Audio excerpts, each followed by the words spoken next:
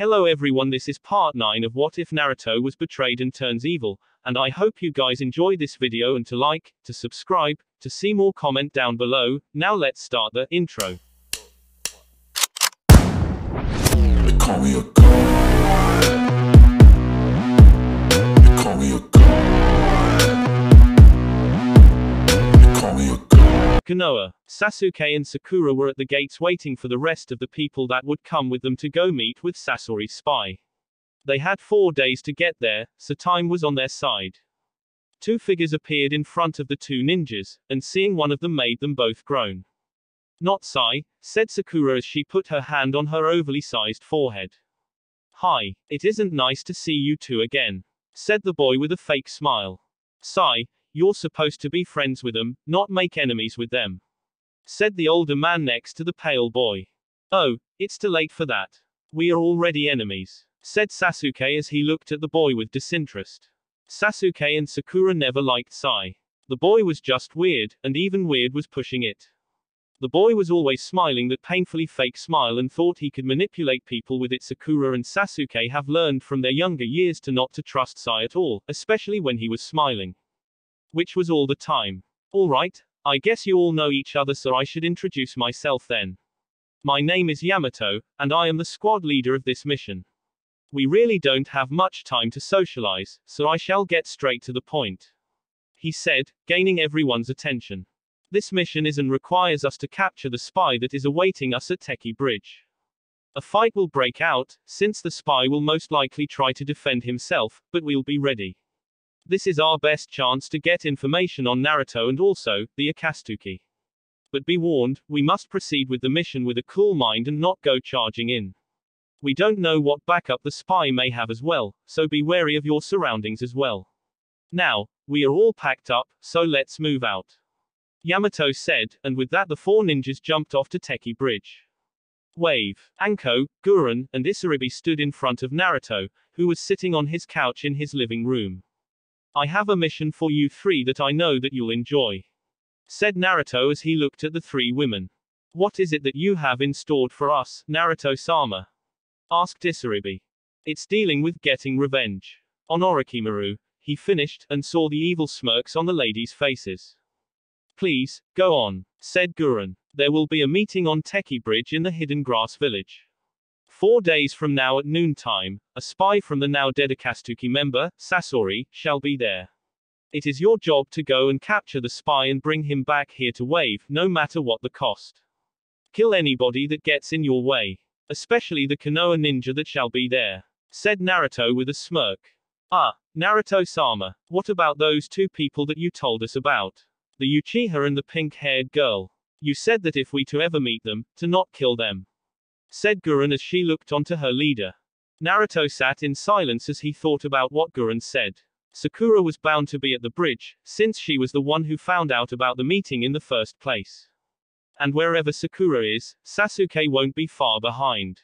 "If you see them," said Naruto, "then leave them alive, just everyone else you may kill," he said as he turned his head and looked out the window. "Hi," they all shouted out to him and left the room. Naruto continued to look out the window, thinking about the memories he had with the 2 ninjas that called him friend. "You're my best friend, Naruto, don't forget it. Be careful, Naruto. I want you to know that you're one of my best friends." Naruto shook his head, getting the thoughts out of his head. He didn't need to be thinking about them. He had a village to run. Thinking of the past wasn't going to help him. Naruto got up and went out the door, wanting to go see his Car-chan. Tazuna's house. Tsunami was finishing washing the dishes when she heard a knock on the door.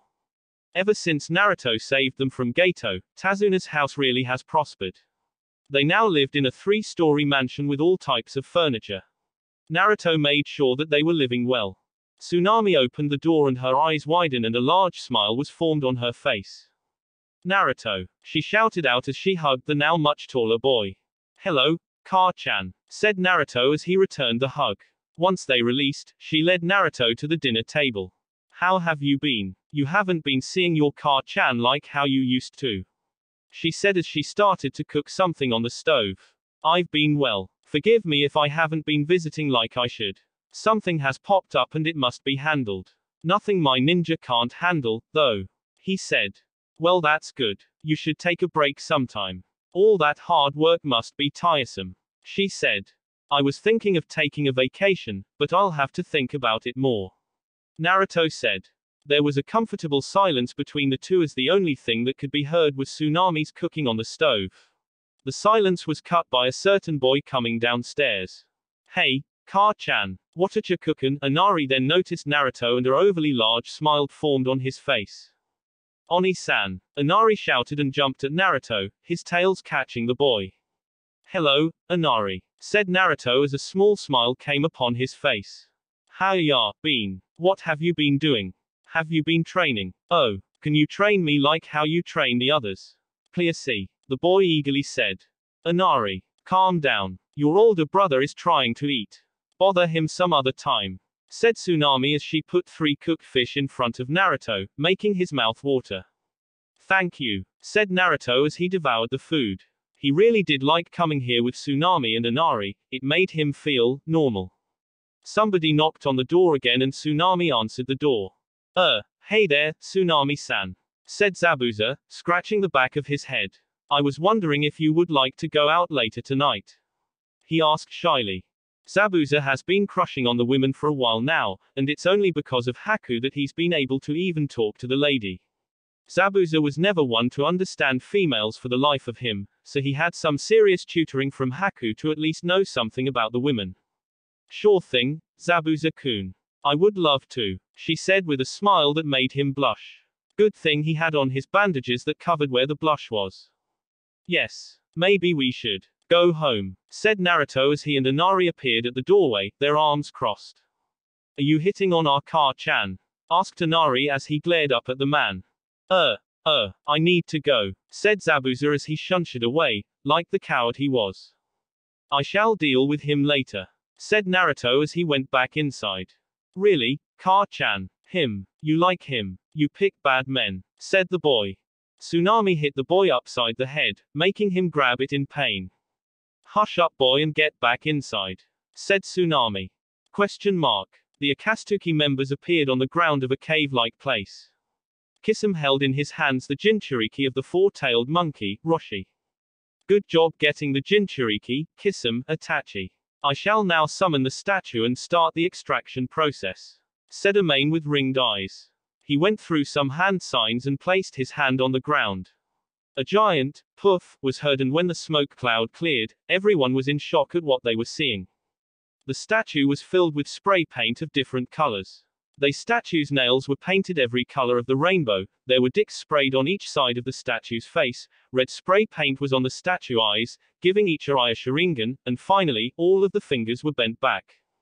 Except for the middle fingers. The Akatsuki then saw a Konoha symbol on top of the statue's head, marking who did this. Whoever did this, shall die, painfully. Slowly, said the ringed eyes man. Setsu, clean this place up. Why do I have to do it? Shouted the plant-like man, already having a bucket of water and sponge in his hands. Days later, Yamato in a Sasori costume, was walking up to a masked man on Teki Bride. Today was the day, and the Konoha ninja were ready to capture the spy and take him back to Konoha. Sasuke, Sakura, and Sai hide in some bushes away from the bridge, but still had a pretty good picture of what's going on. Sasori, said the masked individual as he started to pull down his hood. How the time flies, said the now reveled Kabuto. No one has tailed you, asked the fake Sasori. None, I assure you, said Kabuto. How do you feel? Asked Yamato.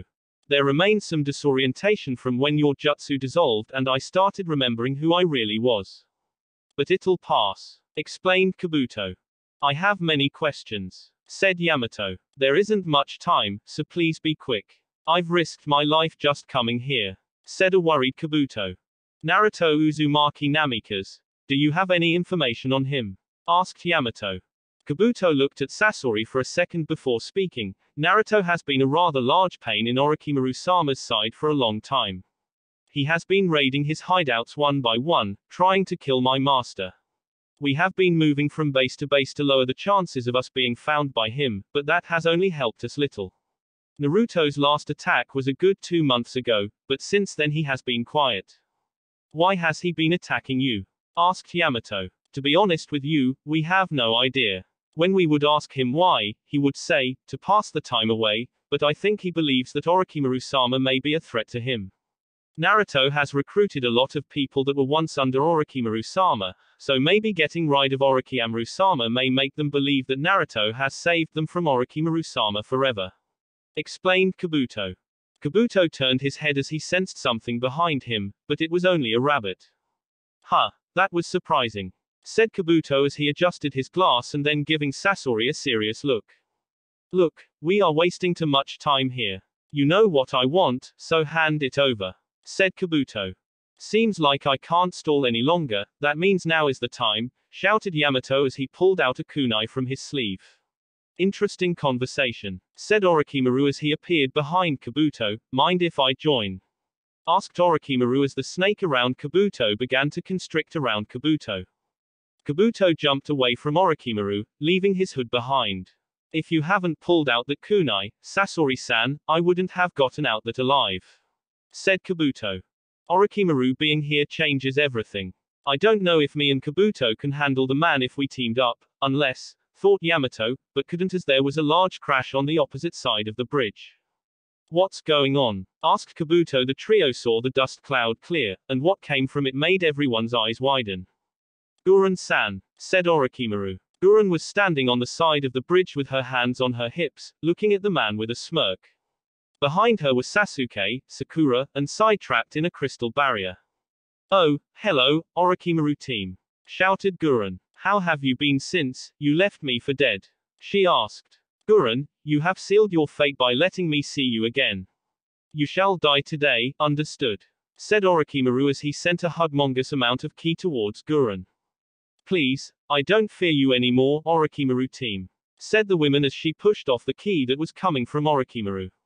Guess what? I've brought a friend that has been dying to see you, said Guren. On the other side of the bridge, Anko appeared with a smirk on her face as well. Hello there, how ya been? She said with a wave. Anko, what's going on here? Asked Orochimaru. Kabuto grit his teeth and activated his chakra scapels, only to slash off Sasori's head, revealing Yamato underneath. What? He shouted as he jumped away from Kabuto, but not too close to Anko. Yamato-kun, hey, how ya been? You trying to capture the spy as well? Asked the women. Anko, what are you doing? Everyone thought that you were dead. Where have you been? Shouted an angry Yamato. Oh, out and about, but I'm not here to catch up. We need Kabuto, said Anko as she glared at said man. What? Why? Asked the man as he adjusted his glasses. I am in no obligation to tell you. Just come with me and everything will go smoothly, said Anko as she adopted a serious look on her face. Well, if you think I'm just going to leave without a fight, then you're dead wrong, said Kabuto as he jumped next to Orochimaru. Ooh, shouldn't have said that, said Guren. She then looked at Yamato and said, you there?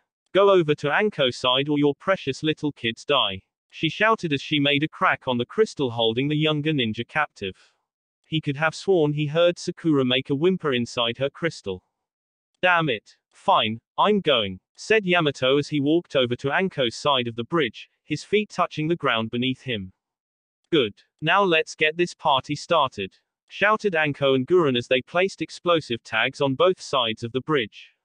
See, ya, said Anko with a smile as the explosive tags blew up. The bridge lost its supports and headed straight down the valley. It was over. What are you doing? Shouted Yamato. He was then wrapped around in a big snake. The snake bit into his shoulder, making him hiss in pain. They are too strong to die from this, so we have the second step coming up. Just sit back and watch, said Anko. Kabuto and Orochimaru continued to fall to the bottom of the valley, but were calm while doing so. Let's jump, Kabuto-kun, said Orochimaru. The two were about to jump, but then heard a voice from underneath them. Sutan, water cannon ball, shouted the voice. The two rogue ninjas sensed something beneath them and jumped to the sides of the valley walls. It was a good decision, as a blast of water came from under the bridge, destroying it completely. Oh, Isaribi-chan is fired up, shouted a playful Anko. Isaribi came from the water and looked up at Orochimaru with hate-filled eyes. You shall die today, said the girl who looked like a child.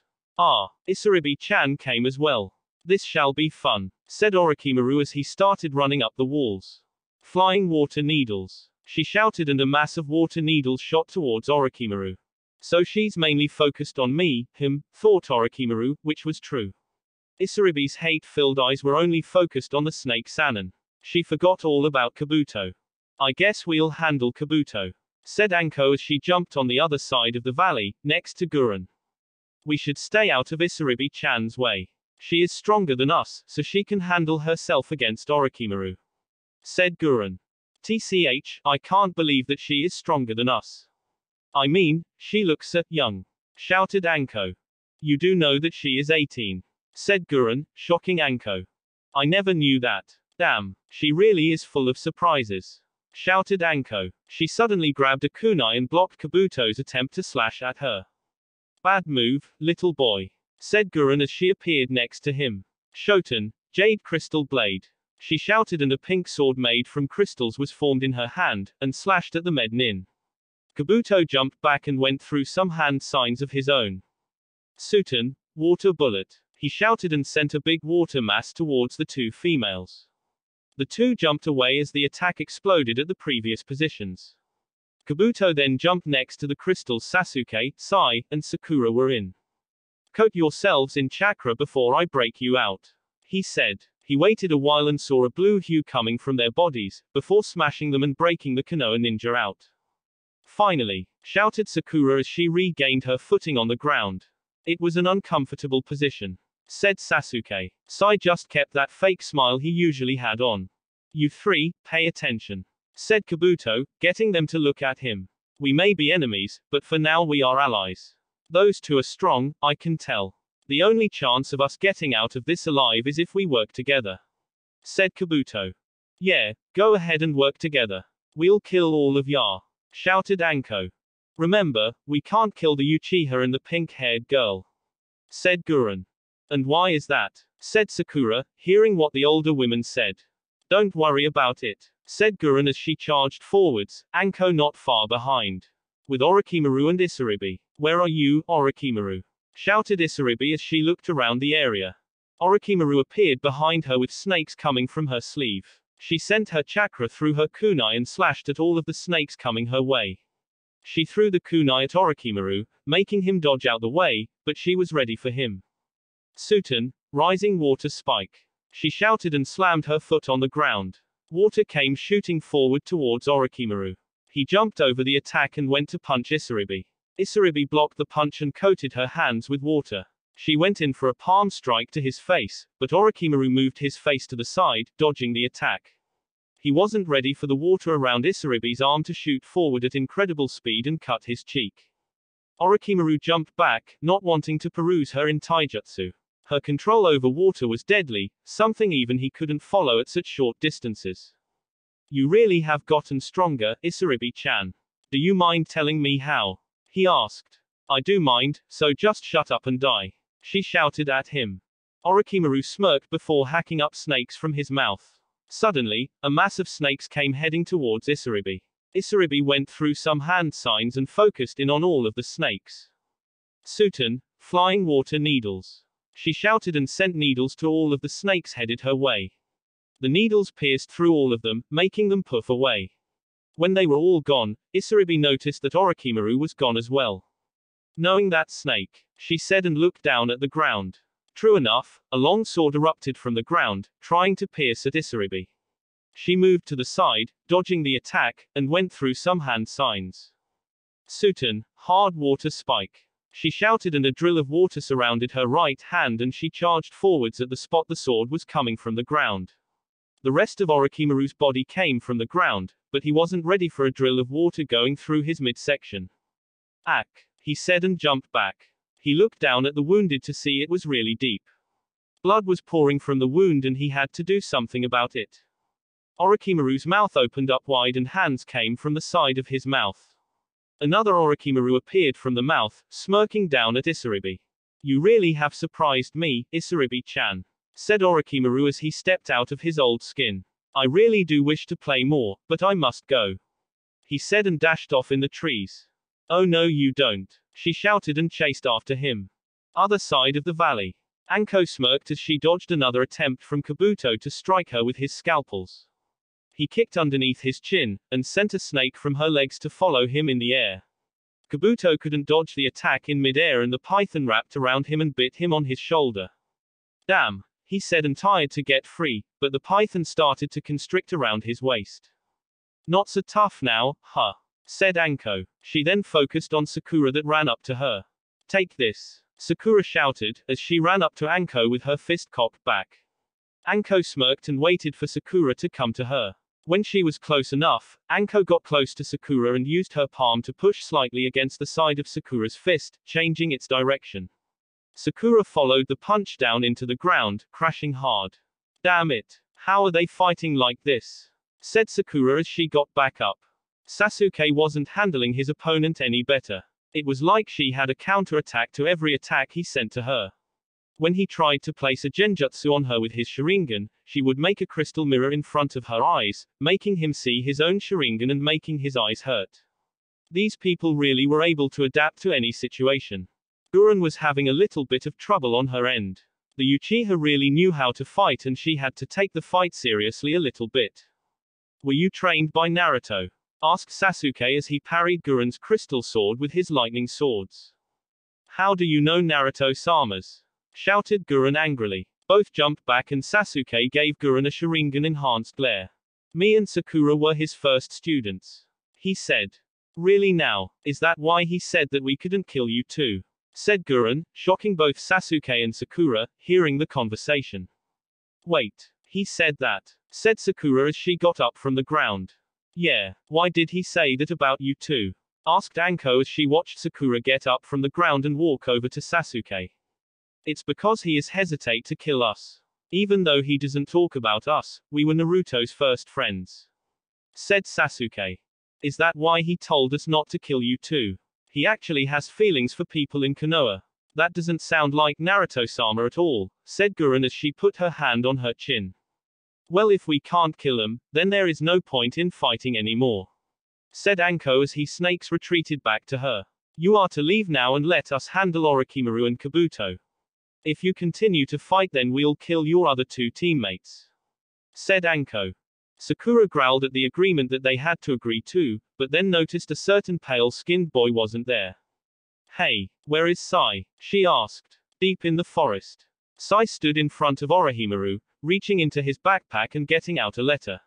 He handed it to Orochimaru and he started to read it.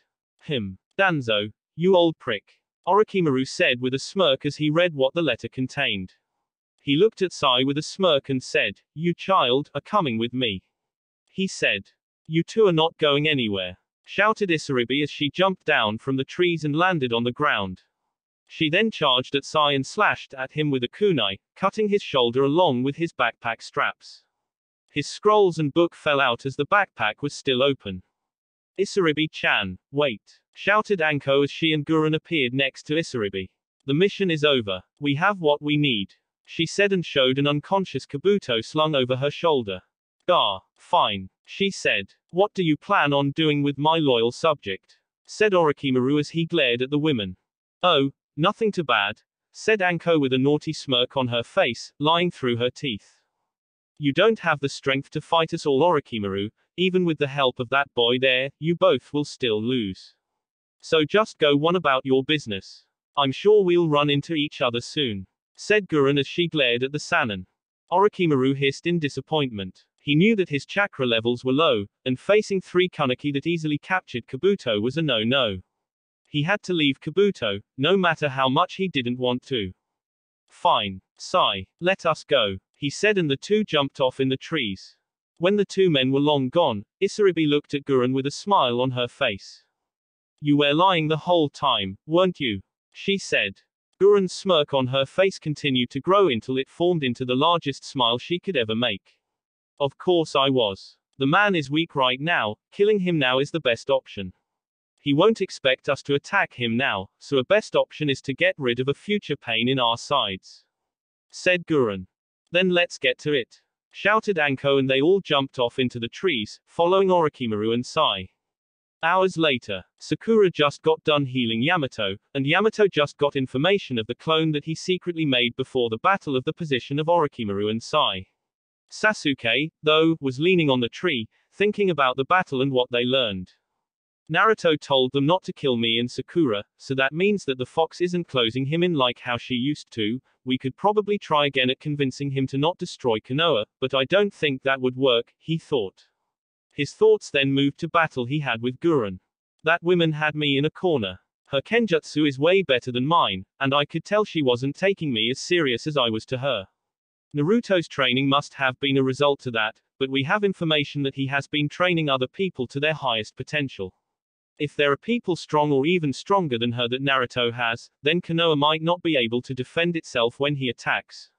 He thought. Sasuke, said Yamato, getting Sasuke's attention. It's time to move out. He said. Sasuke nodded his head and the trio were off in the trees. Entrance of Orochimaru's hideout. Anko, Isaribi, and Gurren were looking down at the hole that was covered by bushes that lead down to Orochimaru's lair. Is there anybody else down there other than Orochimaru and the weird-looking kid? Asked Gurren. No, my snakes have told me that they are the only people down there. Said Anko. Good. Isaribi, will you finish things here? Said Gurren. Isaribi nodded her head and went through a very long line of hand signs before slamming her hands on the ground. Sutan, flash flood, she said. Water started to come from her hands until an waterfall of water started to go down the cave-like entrance. A flood of water went down the halls and the corners, swallowing anybody and anything in the water's way. Orochimaru was sitting in his bed, resting from the battle that he had earlier today. He wasn't ready for water to blast his door open, and gushing into his room. What is going on? He shouted as the water was now up to the side of his bed. Orochimaru was too weak to get away from the water, so he had to revert to his true form. Orochimaru opened his mouth and a large white snake made from other smaller snakes came from him. The overly large snake swam through the water at amazing speeds, trying to get out of the water. Sai was locked in his room and noticed water coming from underneath his door.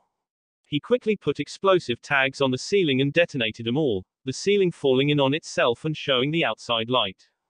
Isaribi sensed something moving in her water very quickly and entered Kaima form and jumped into the water. Iab was swimming through the water until she came face to face with a large snake. Isaribi, you have been a pain in my side all day. Prepare to die, shouted Orochimaru as he swam to Isaribi. It's time to die, Orochimaru team, she said as she ran through some hand signs. Sutan, spiraling maelstrom, she shouted. Orochimaru was caught in a whirlpool and couldn't control himself in it. The water started to slowly cut at him, before the water started to slash at him with a fury. The snakes on him were being cut up and the water started to turn into a deep red color.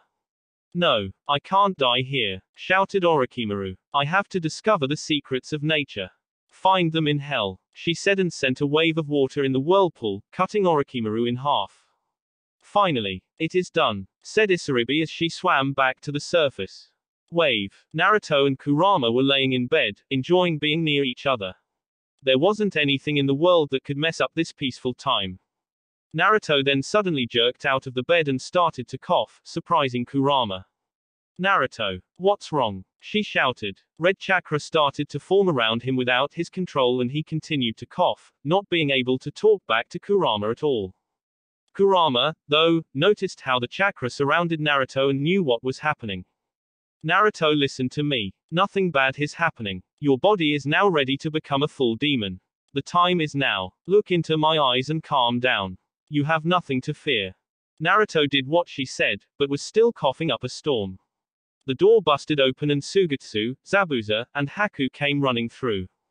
What's happening? Where's the intruder? Shouted Sugetsu. I'll cut him up and throw the body parts outside for the birds. Where? Shut up, shouted Kurama, making Suigestu shut his mouth. The sudden appearance of the people made Naruto start to panic again. Naruto, calm down. Look at me again and only focus on me, she shouted as she grabbed his chin and made him look her in the eyes. Naruto started to calm down again, the chakra still circling around him. The chakra suddenly turned black and wrapped around Naruto, making a complete black ball. After a while, everything was quiet. Kurama-sama, what is going on? Asked Haku. Naruto-kun is transforming into a full demon. His body needs time to get used to the change, so he'll be in here until he's ready to come out. She said as she rubbed the large black ball. Make sure that we have nobody coming near this house that doesn't look friendly. I want security around me and Naruto-kun at all times. Am I understood? Commanded Kurama. Hi, they all said in reply. Kurama rubbed the black ball that contained Naruto in it in a loving manner. I'll make sure nothing happens to you, my king, she said as she kissed the black sphere. Outside Orochimaru's hideout, Sasuke, Yamato, and Sakura stood in front of a smiling Sai. He had just came from the hole he made in the ceiling and was about to make a run for it, but was wrapped in wood, courtesy of Yamato. Talk. Now, why did you ally with Orochimaru? Said Yamato. My assignment was to find an opportunity to approach Orochimaru and entice him to help destroy Konoha. Why would you do such a thing like that? Do you know how many people will die by such a plan? Said an angry Sakura. Why do we need to know more? He is a traitor, said Sasuke as he looked at the boy with a blank face. Please, do not rush me. I have more to tell, said Sai. I was also ordered to secretly report back Orochimaru's activities to Danzo-sama. In short, to act as his spy. To enter a conspiracy with Orochimaru while playing him at the same time. That's an extremely dangerous game, said Sakura. Well, if Konoha did fall, we expected Orochimaru to try to betray us at some point, so consider this our way of maintaining the upper hand. Said Sai. How would you get the information back to Danzo? Sending messages like that must be extremely hard, especially around Orochimaru. Said Yamato. I was chosen for this task because of my abilities. I can transform the intelligence I write with ink into small creatures that could defend themselves while traveling back to Konoha. Don't you have any friends in Konoha that you don't want to die? Do you not have any emotions at all? Shouted an angry Yamato. I don't have emotions. The name, Sai, isn't really my real name. I am actually nobody. I am just an extension of Danzo-sama's will. I myself do not exist. Therefore, it's useless to say anything to me. Then why carry the book around? Said Sakura, the two boys on the cover. Are you and your older brother, right? You hang on to it because it is the only thing that proves that you actually exist. You're not as emotionless as you'd have everyone believe. Nobody can kill emotions, it is what makes us all human. Said Sasuke. He then pointed to his Sharingan. My Sharingan evolves when my emotions heighten at a certain point. The sense of fear of your life, or protection of your allies during a mission, makes adrenaline that will help you during a mission. Danzo wishes to make living dolls that will listen to his every word, making the perfect human killing machine. He is reaching for an impossible dream. In a way, he is just like Orochimaru. Said Sasuke, surprising everyone at his words. He wants to make emotion less humans, but it won't work. I've tried myself to cut off my emotions, but the people around me wouldn't let me. I know someone right now who is trying to do so with my best friend, but as much as she tries to, she won't succeed. You say you are nobody, but you know that you wish to be just like everyone else. You want that love that you had with your brother. Me, having a brother, can understand the feeling that you have. Do you really wish to submit to a man like Danzo? Asked Sasuke. Sai looked down at his book for a while, thinking about the words that Sasuke told him. He really did miss his brother, deep down he really did. He had to hide his emotions, though, because if he didn't he would be punished by Danzo. Sai was put on a team with Menma, Mito, and Kushina, to keep watch of their movements and to get inside information on the Namikaze family. He had to sit back and watch how a family acted around each other all the time, and it made him a little jealous. These people had everything, while he was fighting an internal battle that no one knew about. The person that you're talking about, said Sai, is it Naruto Uzumaki Namikaze? Yes, said Sasuke. Even when he had decided to destroy Konoha and threatened to kill everyone in it. Including you. You still consider him your friend? Asked Sai. Yes, because just like you, he is going through that mental battle. He can win it, but he needs the right people around him too. Said Sasuke. My true mission was to kill Orochimaru, said Sai, shocking everyone there. Danzo-sama doesn't trust Orochimaru one bit. Danzo-sama truly does care about Konoha, but seeing how it was now angered him, and thought that if someone killed Orochimaru in his name, then he would be on the good side of the villagers. Civilian and ninja alike. Danzo-sama knows that Minato-sama is messing up, and is aggravated that no one has done anything to get Minato-sama out of office. So far, Danzo-sama hasn't done anything illegal, but I don't know how far he will go. Said Sai. Thank you for that information, Sai. Said Yamato as he unwrapped the wood around Sai. Yeah, it helped a lot. Said a voice above them. All of the Konoha ninjas looked up to see Gurren, Isaribi, and Anko sitting atop the cliff they were currently beneath. I didn't even sense them, thought Sasuke with wide eyes. I promise you, Konoha ninja will talk their asses off and not notice anyone watching. This is the second time this has happened. You really need to get your standards up, said Gurren. Sai drew his small sword and pointed it at the women. I won't let you hurt them, he said. Please, little boy, you couldn't stop us even if we wanted you to, said Anko as she ate on a piece of dango she brought with her. All we wanted to do was listen into your conversation, but then you started talking emotions and feelings. All that stupid shit, said Isaribi. I know one thing though. Danzo is trying to rebel against the Hokage. Naruto-sama will really like to know that, said Gurren. Tell us more about Naruto, shouted Sakura. No, I will tell you this. Orochimaru's dead, said Gurren, surprising them all. What? How? Shouted Yamato. I killed him, said Isaribi. Yep, so pale boy. You can go tell your leader that your mission isn't success. Only thing is, Konoha has a new threat now. And we're the worst people you can have against you. We shall see you soon, Konoha ninjas, said Gurren. The tree women then disappeared with a body flicker, ready to go back to wave. 3 days later, Team 7 stood in front of Minato as he sat in his chair, his desk filled with unfinished paperwork. Report, he said as Yamato stepped in front of Minato. Hi, Hokage-sama. We approached the spy as planned, and the spy turned out to be Orochimaru's right-hand man. I asked about Naruto and Kabuto told me that Naruto really doesn't have any apparent reason for attacking Orochimaru. The only reason Kabuto could ever think was that Naruto has recruited a lot of Orochimaru's past henchmen. Naruto probably wants Orochimaru dead so he can show his followers that he has freed them from Orochimaru forever, said Yamato. Interesting, please continue, said Minato. While we were talking, Orochimaru appeared and tried to kill Kabuto. Kabuto made it out of Orochimaru's wrath in time, but this is when things started to get hectic.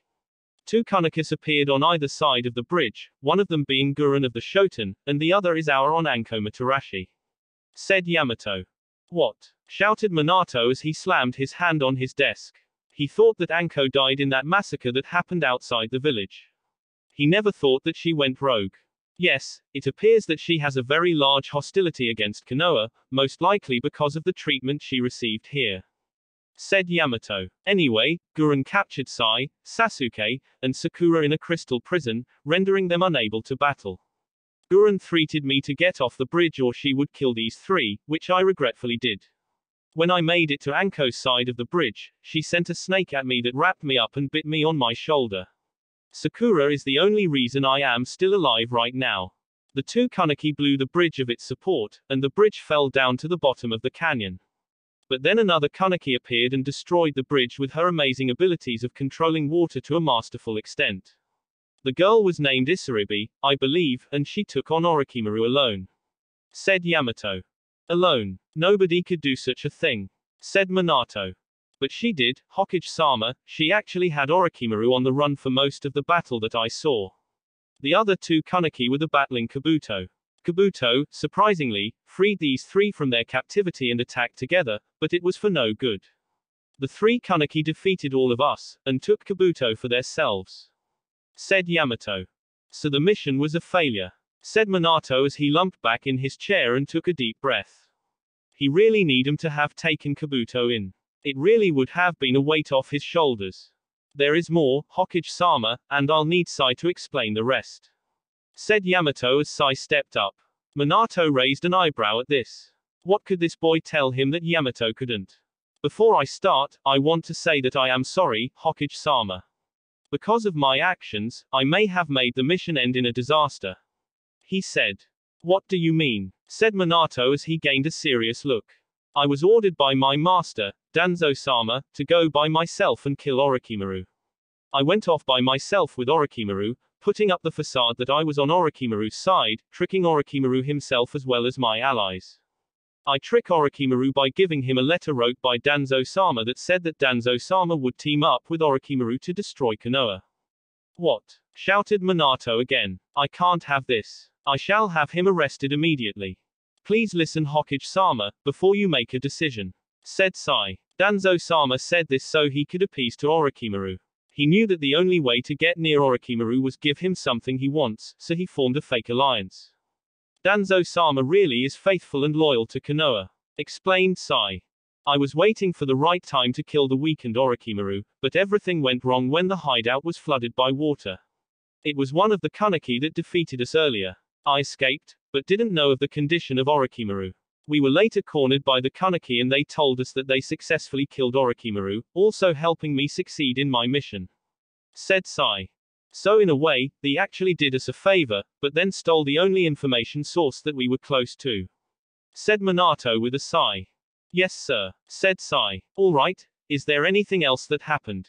Asked Minato. This was when Sasuke and Sakura stepped up. Yes, Hokage-sama. While we were battling the three Kaneki, they realized who we were. They described Sasuke-kun as the Uchiha, and described me as the pink-haired girl, some things that Naruto would say.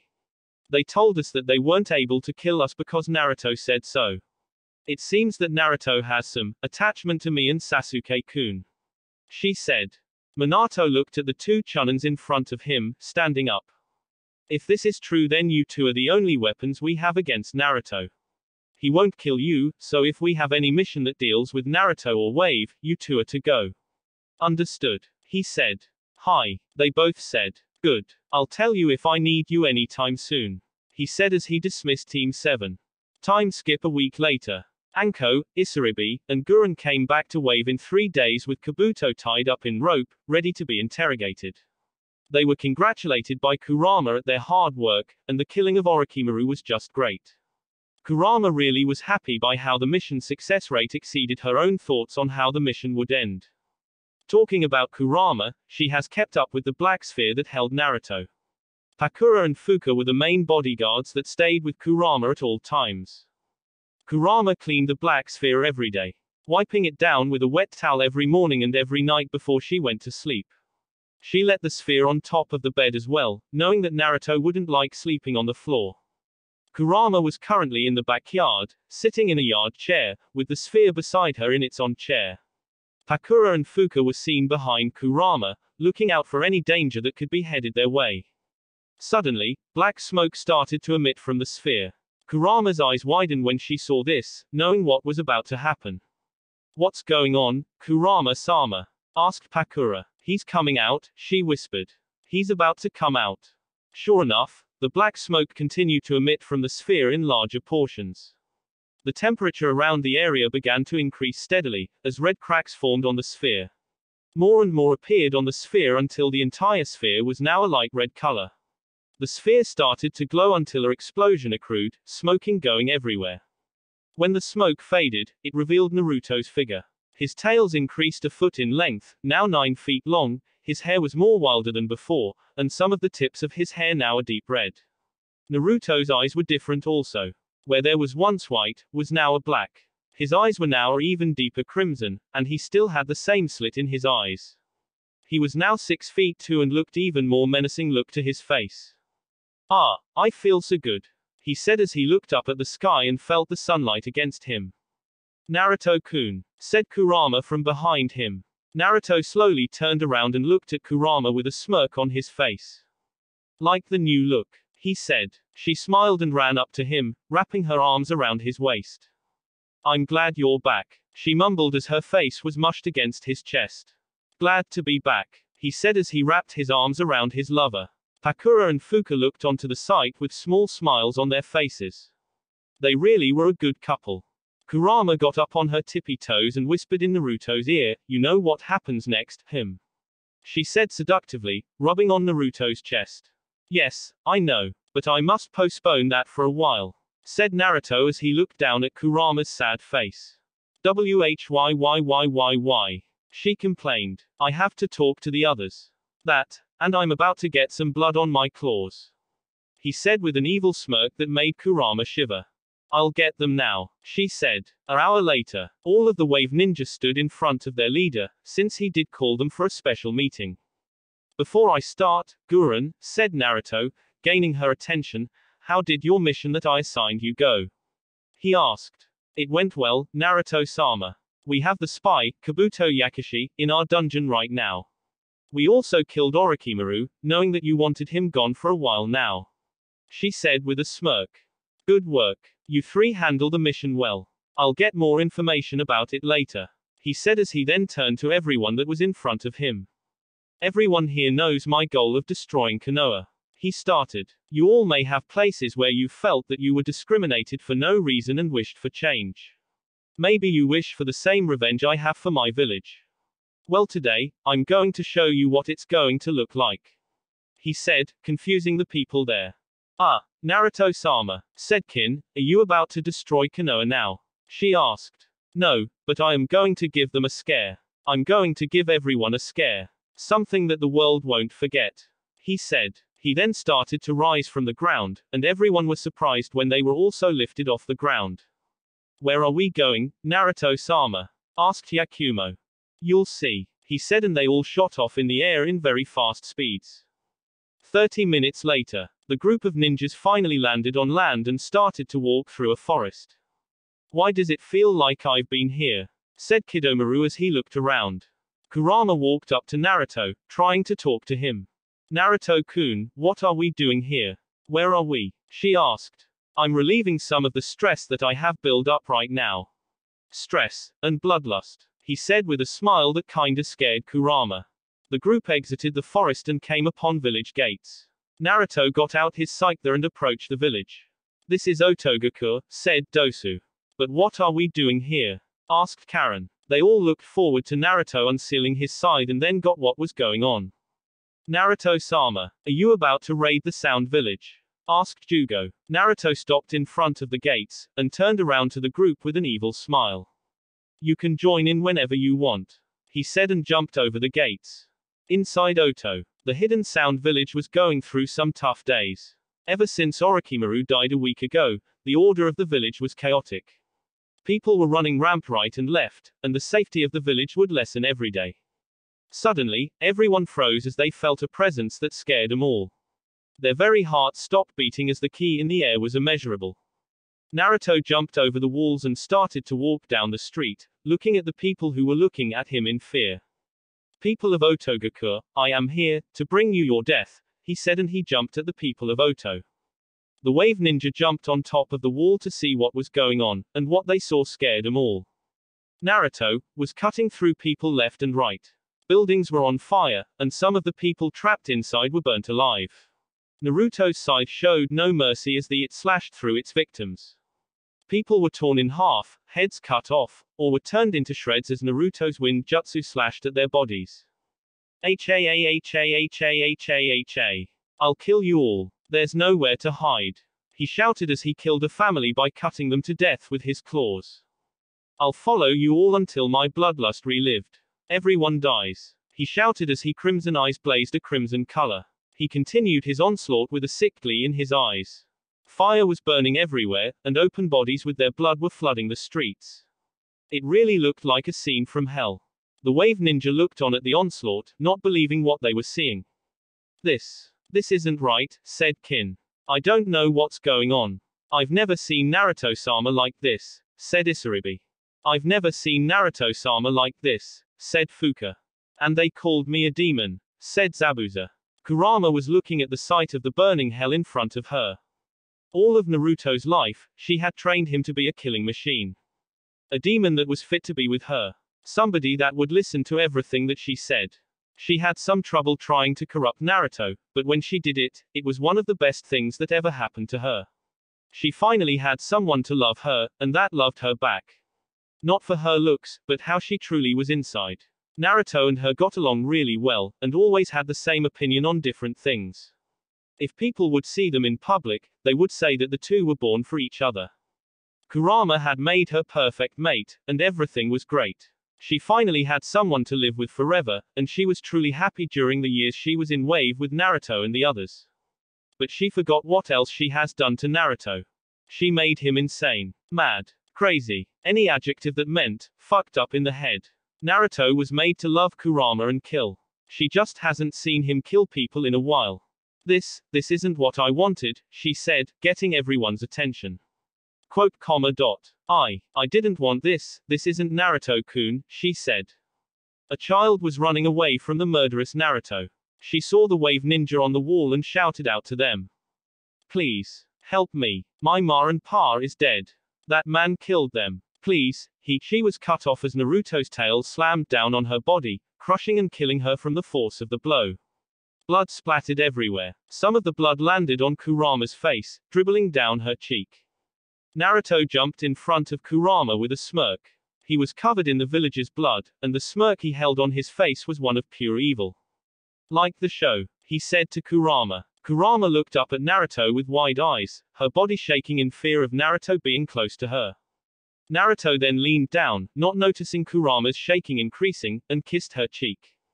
Hope you're enjoying it, he whispered in her ear and then jumped back into the village, continuing his assault on the village. I don't like this, what have I done, she said as she started to cry. The sight of Naruto doing this just killed her inside. But this is the reason why she made Naruto into what he is today, so why did she hate what she was seeing? She was all about killing people weaker than her or got on her nerves, but seeing Naruto do it was a different story. Seeing this reminded her of her old days, when she killed for fun or if someone didn't do what she told them. She ruled Makai with an iron fist, but became weak when it came to Naruto. Naruto finished his assault and nothing remained that didn't suffer Naruto's wrath. The Hidden Sound village was destroyed, all by one man. Or one demon. It's time to go, said Naruto as he pasted by everyone. Slowly, and reluctantly, the wave ninja started to follow, but Kurama kept on looking down at the scene she was looking at. I did this is all my fault. Kurama-chan, let's go. Naruto called out. I didn't mean for this to happen. I went too far with him. Kurama-chan, I said let's go. He said again. He isn't the same. Not my same Naruto-kun, what have I released onto the world? Kurama, he shouted, and Kurama snapped her head back. He left off the chan in her name. He never did that. Never. Let's go. Now, said Naruto in a deep tone. Kurama just dropped her head and followed her lover, but she didn't feel any love from him at all. Mount Myoboku. Jiraiya, Minato, Menma, and Mito stood in front of the great Toad Sage. He had called them to see the children of prophecy. Ah, welcome, welcome. Ah, who are you people again? Asked the Toad Sage. They are Jiraiya and Minato, our two most powerful summoners, and Menma and Mito, the children of prophecy, great Lord Elder. Said Pa. Ah, yes. I called today to see the two children of prophecy. Step up to me, children.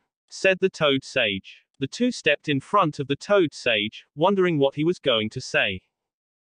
Said the Toad. We have a problem, he said. What do you mean, Great Toad Sage Sama? Asked Minato. The first problem is, who are you people again? Said the Toad. They are Jiraiya, Minato, Mito and Menma, the people you called for. You really need to start remembering things. Said Ma, the last part said under her breath. Oh yes, I remember now. But where are the children of prophecy? Asked the sage. Right in front of you, Great Toad Sama. Said Pa with a sweat drop. No, these aren't the people I saw in my dream. Said the Toad, surprising them all. What do you mean? Said Pa, not getting what was going on. These two children in front of me aren't the people in the prophecy. I am certain, said the Toad Sage. Wait, said Menma. Let's hear the prophecy again. Said Menma. Yes, whoever that boy is has said a good idea. Said the Toad Sage, making everyone sweat drop. The prophecy states that a being made by the yellow flash and a being coming from the red death shall come together and help save the world or destroy it. Finished the Toad Sage. That's me and Menma. It can't be anyone else. Shouted Mito. You there, the older looking blonde, said the Toad Sage, making everyone sweat drop again. Don't you have any other children? Well, I have another son. Minato eyes widen instantly when he said this. Oh no. What is it, Gaki? Asked Jiraiya. The prophecy states, a being made by the yellow flash, which can mean any one of my children. But then, the extra part, and a being coming from the Red Death. There is only one other thing that has been inside of Kushina. The Kyuubi, said Jiraiya, his eyes now wide, realizing what was happening. The only child that I have that is close to the Kyuubi is Naruto, said Minato. Everyone's eyes widened when they heard this. Ah, who's Naruto? Asked the Toad Sage, but nobody replied to him. Suddenly, a small frog appeared in front of the group. Listen, I just received news that the Hidden Sound Village has been destroyed. It shouted. What? By who? Asked Jiraiya. Naruto Uzumaki Namikaze, said the Toad, and everyone, even the Toad Sage's eyes, shot open. Oh shit, said Jiraiya. What have we done? Wave. Sakan and Akon, Tayuya, Kidomaru, and Jirobo were sitting down in a booth at a restaurant in Wave. Their food was in front of them, but none of them ate from it. They all had their heads down, thinking what happened earlier. I don't know why he did that, started Tayuya. He killed innocent people. That shit just ain't right, she muttered. Kurama-sama said that he finally transformed into a full-blooded demon not too long ago. Maybe that's the cause of his actions, said Kidomaru, taking a sip from his soda. I don't think so. Naruto said that he had to get rid of his pent-up bloodlust. I think he was planning on doing that from the get-go. He probably wanted to ride the world of anything dealing with Orochimaru, and sound was one of those things. Sakan explained. If he plans to do that to Konoha, destroy it completely, then I don't want a part of it. He looked worse than Orochimaru while doing that, said Jirobo, and they all agreed to what he said. Maybe Kurama-sama will talk to Naruto-sama. She could try to understand why he did that, and to tell him not to do it again. What if the people of Wave found out about Naruto? They wouldn't feel safe around Naruto-sama anymore. The person who freed them will now become the person they all fear, said Kidomaru. What we need to make fucking sure of is that Naruto-sama never gets mad as hell ever. If he were to get mad, then all our asses is 6 feet under, said Tayuya as she stomped the floorboards beneath her. Yeah, I'm sure that Kurama-sama will calm Naruto-sama down, said Jirobo, not even correcting Tayuya of her cursing. At a bar in Wave, Pakura, Fuka, Anko, Zabuza, Haku, and Guren were drinking a bottle of sake, but they weren't drinking like how they used to. They just weren't in the mood for it. What happened in Oto was just too shocking from them to just drink away. The boy has changed, said Zabuza, taking a light swallow from his bottle. The kids must be taking it hard, seeing the person that saved them from the past killing people like that. It must have brought up bad memories, said Fuka. Naruto was acting normal before he became a full demon, said Pakura, looking down at her drink. I didn't think that the transformation would affect his emotions so violently, she said as she shuddered at remembering the massacre that happened a good 2 hours ago. Naruto-sama must realize what he did. I mean, he was always so nice around us, so caring, said Haku, almost close to tears. Naruto-sama's hatred is starting to take over. Remember, Naruto-sama doesn't care for anyone outside of Wave. He'll do anything to protect it. But what was the purpose of destroying a whole village for? Fun. Reliving bloodlust. It doesn't make sense, said Guren. The only thing that we can do now is hope that Kurama-sama can talk to Naruto-sama. She is the only person in the world that he tells everything to. Maybe she can help change his mind about his goals, said Anko. I don't know about that one, said Pakura as she looked at the group of people she was with. Because when Naruto-sama sets his mind on something, he will do anything to achieve it. She finished, making everyone at the table scared of what was going to happen in the future. Park.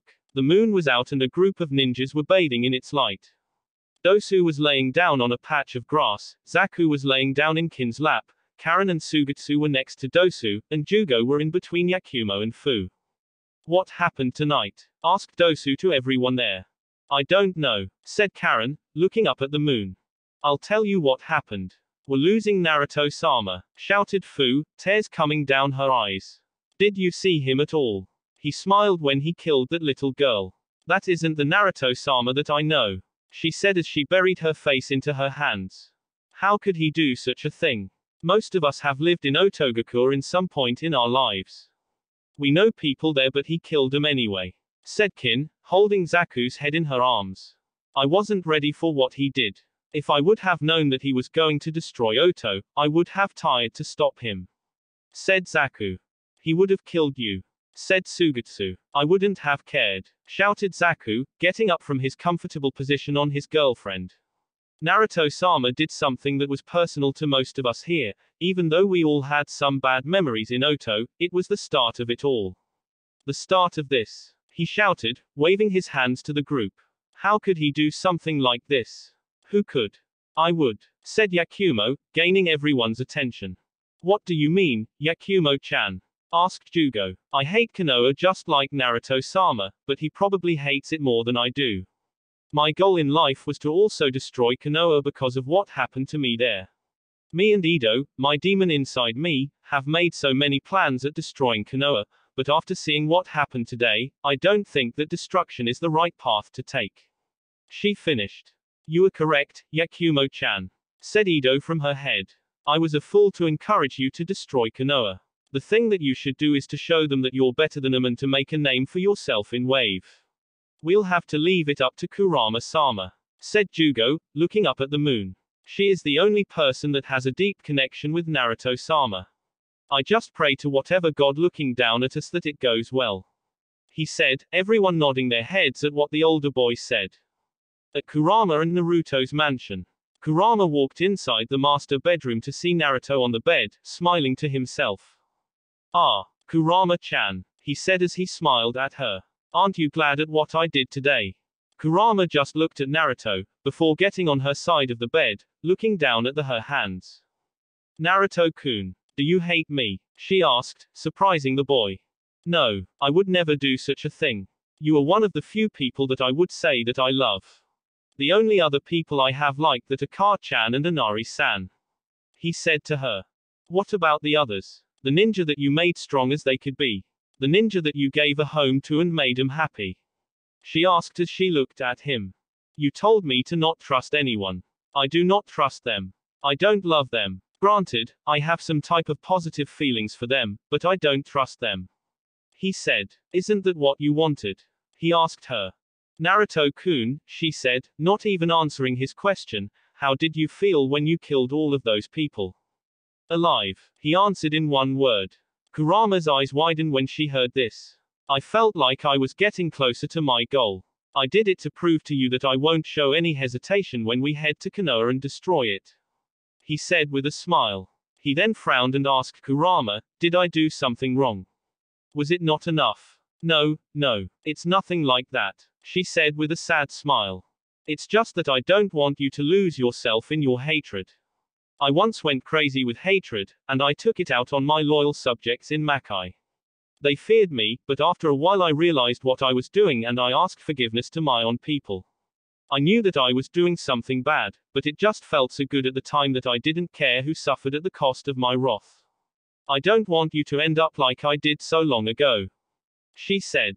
Don't worry, Kurama-chan, he said with a smile. I will listen to you if you dislike something that I am doing. All you have to do is tell me. I promise that I won't go crazy, he said as he kissed her cheek. She smiled down at him. She really did love him. Naruto got up and got over Kurama, his mouth hovering over her ear.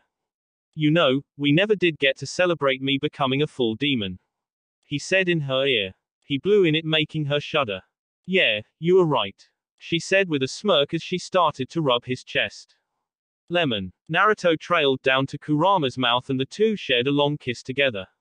The two started to get hot as their kitsune blood started to kick in. Their tongues battled for dominance until Naruto broke through and his tongue invaded into Kurama's. She moaned as the feeling of him inside her was really good. Naruto's hands went under her shirt and started to travel up her toned stomach. He gently grabbed her breast and started to massage them, getting a louder moan from the red-headed women. The two broke away from each other, a spit trail in between them. Kurama broke the spit trail with her nail and put her arms around Naruto's head. Do what you want with me, she whispered to him. He grinned and took her shirt off, showing off her very impressive figure. He slowly started to every inch of her stomach, want to make sure that she was enjoying every moment of this. Naruto got lower and lower until he was face to with her pants line. He put his hands on the top of her leggings and brought them down, throwing them on the other side of the room. He looked on with hunger as he saw her glistening privates just waiting to be invaded by him. Kurama gasped as she felt his tongue lick the side of her pussy. He was teasing her by licking the sides of her entrance. He was lapping up anything that was already out of her wet core. Naruto cleaned the outside, and finally put his tongue in her insides, making her gasp. "Oh, Naruto-kun," she whispered again. Naruto took his time with eating her out. She was already very wet, and his actions were only making her even more excited. Every motion of his tongue on the sides of her pussy was like magic to her. Waves of pleasure ran through Kurama's body as she gasped out again. "More. Naruto-kun, you're the best at this," she said as she started to raise her waist up to him, matching the rhythm of him eating her out. Soon, she started panting as he started to devour her, making her shout out. "Naruto-kun. Keep going. Ah, it feels so good," she shouted out. Naruto grabbed her breast and started to massage them again, getting even more moans coming from her mouth. Naruto felt her twitch, and knew what was coming. "Ah, Naruto-kun. I'm coming," she shouted as a sweet nectar came from her. Naruto, having done this many times before, expertly drank everything that came from her. He loved the taste that she always gave him, and he would do this many times over just to get a taste of the drink he couldn't get anywhere else. "Huff, huff, Naruto-kun. Take me," she offered as she opened her legs for him to see her core even better.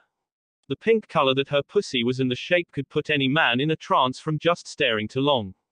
But Naruto knew not to keep her waiting and brought out his 10-inch member. He positioned himself before shoving his full length into her. "Ah, yes," she shouted out as Naruto continued to thrash inside of her. His hips had so much force behind them, that she thought that she was going to rip in half. He just started and Kurama couldn't get enough of the feeling she had going through her. "Keep going. Harder," she said to him as she wrapped her arms around his neck, pulling him close. "You're tight. Wet," he said in her ear as he punished her insides. Naruto was on cloud 9 as he heard the sounds of their hips meeting with every thrust and the loud moans he was getting from his mate. He felt her twitching again and went even faster than last time. "I'm coming. Ah," she said as a flood came out of her, but she kept matching Naruto trust. Naruto came soon as well, filling her insides with his sperm. She could feel his hot cum inside her, and it felt great. The two kept going for a while, before Kurama's eyes glowed red as she came again. Kurama growled and lifted her body up to Naruto's shoulder, biting it. Naruto growled out as pleasure feeling his form and came again as well, biting into her shoulder. Both sent their yokai into each other as the red kanji for 9 appeared on both of their shoulders. Both released from each other as Naruto fell from the position from over Kurama and fell to the side, taking in deep breaths. Kurama was also taking in deep breaths, trying to regain the energy she just lost. "End lemon. We finally did it. After so long you and me are officially mates," she said as she eyed the kanji on her shoulder. "What does the mark on my shoulder do?" asked a tired Naruto. "It makes us love each other for all eternity. We will both stay loyal to each other and will never look at anyone else. When one of us dies, the other will as well. But no one will stop us, for we are the strongest. We are finally one," she said with a smile at him. He gave Kurama a weak smile before gently kissing her. Kurama closed her eyes, loving the love that he was giving him. She finally had a person to call her own. She officially had someone that she could stay with forever. Naruto pulled back from the kiss and looked Kurama in the eye. "I love you," he said with a fox-like grin. She just had to smile as she saw the grin, and gave him a smile back. "Love you too," she said as she cuddled up to her man. Naruto wrapped his arms around her, their tails intertwined with each. This was the perfect moment for the couple. Nothing could go wrong with the two. While Naruto was sleeping, Kurama looked at Naruto's face, remembering what he did not so long ago. Killing all those people without the bat of his eyes. He loved the feeling, and she felt guilty for teaching him that killing was good. She had to fix him. Because if she didn't, there would be no stopping Naruto, because she knew that he was now stronger than her. No one would be able to stop him. He already said that he doesn't trust anyone except her and Tsunami, so he wouldn't feel anything if he killed those that changed their mind about Naruto. Kurama got a determined look on her face as she looked at her lover. She would be better. She would do better. For him. For Naruto. I promise, Naruto-kun, I'll fix you. I fix what I broke, she said in her mind as she closed her eyes, her lack of energy finally taking over her. The next day dungeon. Kabuto sat in a room, chains wrapped around him and the chair, tying him down. The only source of light that he had was the small lamp that was hanging over him. There was a big door in front of him, but it has been closed since he came here, which was almost a day and a half ago. Finally, the door opened up and Yakumo stepped in. She closed the door behind her and walked up to the man. I shall be the one getting you to talk. She said. Me and another friend of mine. She said. Please, if you think that I'm going to talk, you've got another thing coming. He said with a smirk. We were hoping that you were going to say that. She said with an evil smirk as a shadow clone formed next to Yakumo. We asked a confused Kabuto. Suddenly, the shadow clone started to disfigure until it adopted a demonic face on it. Time to start, said the now free Ido, and the two started to approach a scared Kabuto. Town. Kurama was getting groceries to cook something later on. People would get out of her way when she was walking. It wasn't because of fear, rather, it was their form of respect. The people of Wave all knew that Kurama was in a relation with their hero, Naruto.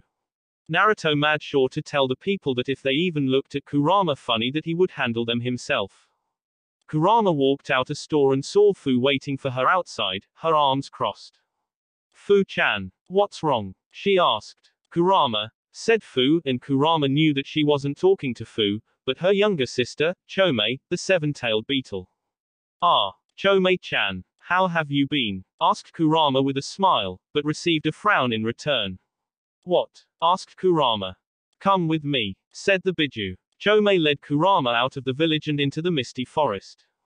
What is it that you need to tell me that we had to come all the way out here? Asked a confused Kurama. How's your new mate? Said Chome, and Kurama already knew what she was talking about. Chome-chan, listen. No, you are the one that needs to listen. She shouted at Kurama, surprising the older Biju. You have messed up that boy's mind so much, it like he doesn't even have one. Now that you have fully turned him into a demon, there's no telling what he will do. We can't stop him. I can feel his chakra reserves. They're larger than yours and mine's. How do you think you can control him when his bloodlust is rising? She shouted. I understand what you're saying, said Kurama, and what he did yesterday was just insane. But I only have myself to blame. The result of my actions in the past have brought the Naruto-kun that we see today. But I promise you that he will change, I have things under control. If the old man saw you now, whispered Chome. I know, didn't I just tell you that I messed up? You don't have to keep shoving things in my face, shouted an angry Kurama. Don't dare get loud with me. Chome shouted louder. Do you not understand the position we are in? That boy can kill us if he wants. If he continues to rebel, I fear that the world will be destroyed in the upcoming years. That boy shows no love to anyone in Wave. I can tell. I had to hide this from Fu-chan so her heart wouldn't be broken. She is unconscious, so she can't hear anything right now, but when she finds out her heart would be shattered. Everyone's would. If you don't get your act together, then I will have to step in myself when something goes wrong. Do you understand? Shouted the beetle Biju. Kurama could only nod her head in defeat, knowing that her younger sister was right. Chome huffed and walked off, leaving Kurama to think by herself. Konoha. Minato sat in his desk, thinking about the last action he made. He sent out a mass of ninjas to go out and find or slay any Akatsuki they could find. Minato took a deep breath as he felt as if times were going to change for the worse for him. Naruto had destroyed Oto single-handedly, and word has spread across the elemental nations. He knew that Konoha was next on Naruto's list. What am I going to do? He shouted out, put his hands over his face. The stress was getting to him and he had to do something to calm him down. Konoha is next. I'll burn it all to the ground. I'll kill you, the whore that calls herself my mother, and my siblings. Do you hear me? Minato. The threats Naruto told Minato when he was first locked up in the new cell he made for him underneath the Hokage's building. He has had nightmares about what would happen in the future, and he had to do something about it. Suddenly, Jiraiya came through the window, scaring the shit out of Minato. Shit, sensei. Don't do that anymore, said Minato as he tried to get his breath back.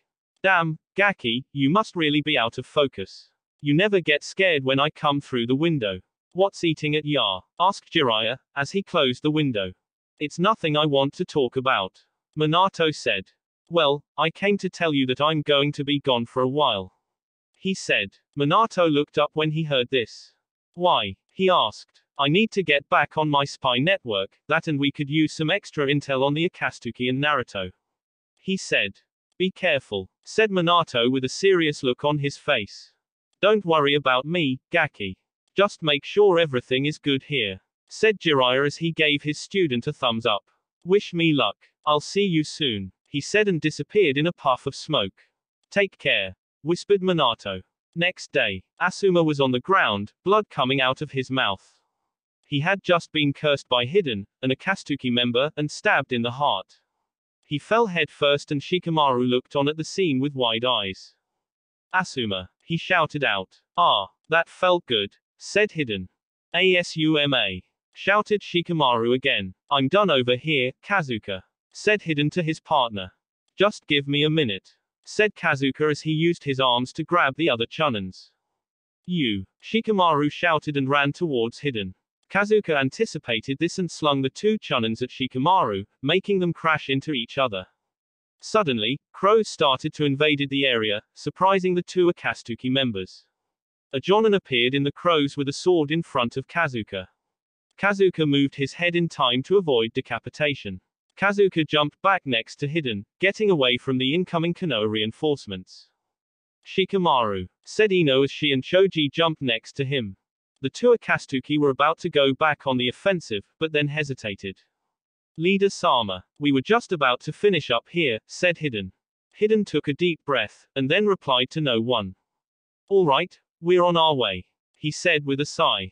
He then looked over to the Konoha ninja and said, you all just stay put. We'll be back shortly. And they two Akatsuki members left the area, leaving the defeated Konoha ninja to themselves. Few days later, Naruto and Kurama was sitting down on his couch, with Zabuza and Haku standing in front of him. Naruto-sama, there have been sights of two Akatsuki members inside the Land of Fire, said Haku. Naruto heard this and gained a devious look in his eyes. He hasn't had a good match in a while. He stood up with Kurama by his side, her arms wrapped around his waist. Good. Being cooped up in wave isn't doing me any good. It's time to head out.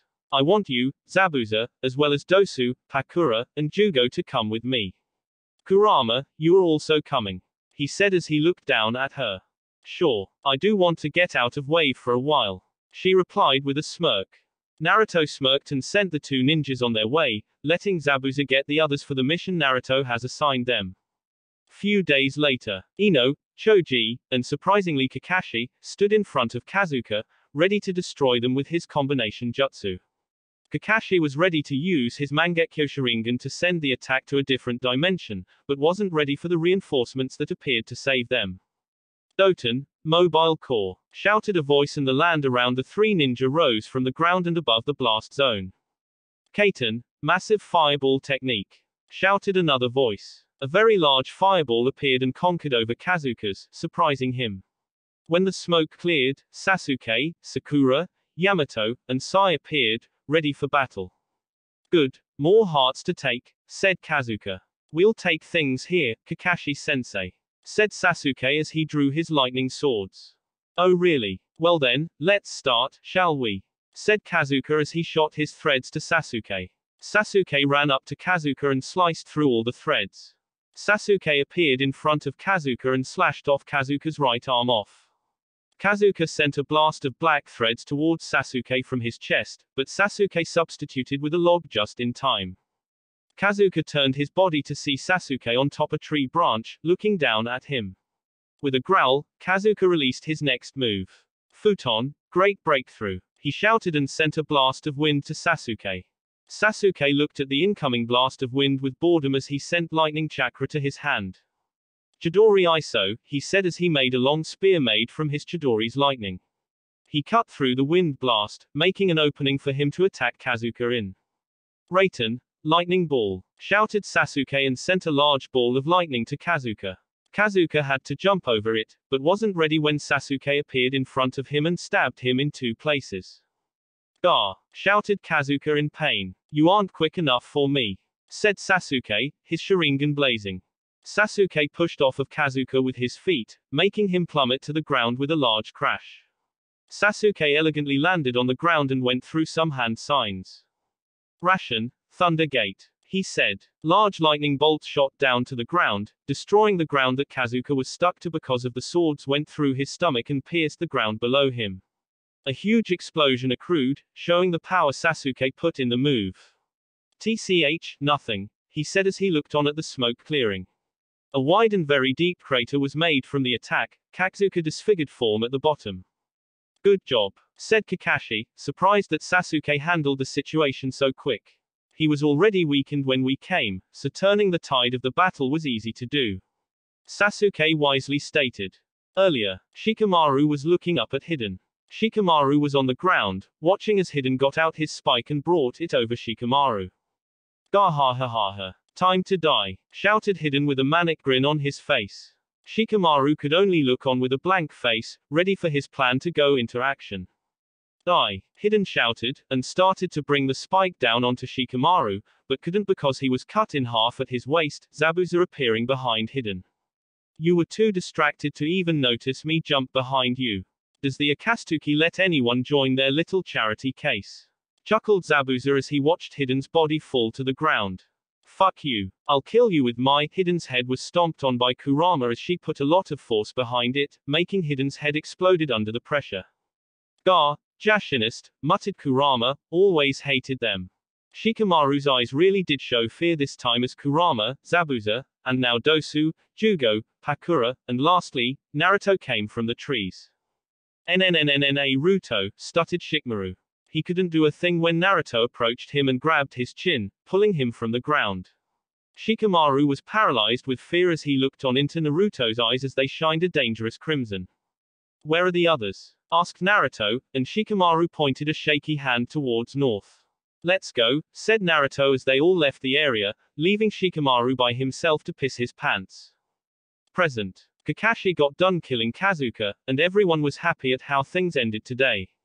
They were all about to go home, but then a certain platinum blonde noticed something, or someone, missing. Hey, where's Shikamaru? She asked. He should be back by now. You don't think he lost, said Choji as he widened his eyes.